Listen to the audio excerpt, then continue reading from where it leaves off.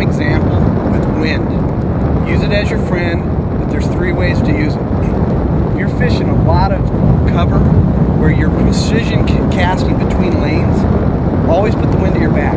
I can pick a lane, throw it out, the line stays straight in front of the rod tip because the wind's helping it, and I can actually thread this lure right through some really fine areas because I'm using the wind.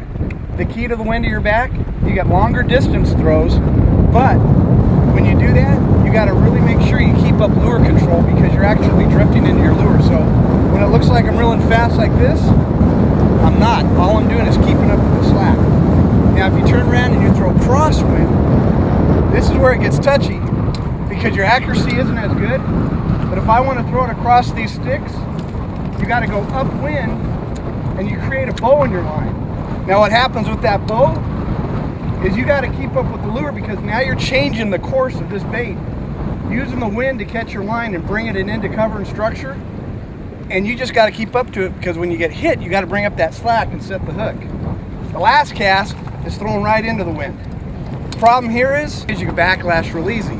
Throw it out there, you're not going to have the distance because you're throwing into the wind, but now you have complete boat control, putting your nose of your boat straight into the wind, and you can slow down your lure and you have precision mechanics on working that tool through the water column.